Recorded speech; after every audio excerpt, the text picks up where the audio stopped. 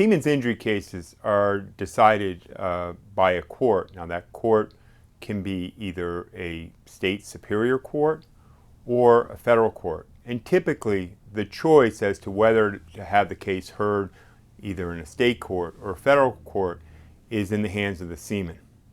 In addition to choosing between state and federal court, Seaman also has a choice of trying his or her case in front of a jury or waiving a jury and having a judge try his or her case.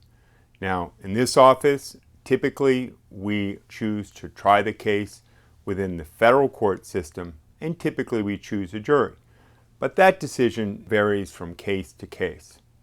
So what occurs in these trials is typically the seaman, with his attorney, will put on evidence as to how the accident occurred, the extent of the injury, and the way in which the injury affected that individual's ability to earn income or do the things that he or she enjoys doing.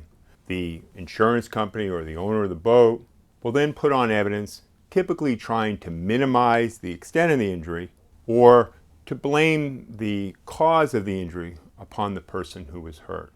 And the jury, or the judge as the case may be, will hear this evidence. They'll decide who they think is more credible witness, what they believed occurred, and what the extent of the injuries are, and they'll come out with a decision at the end of the case.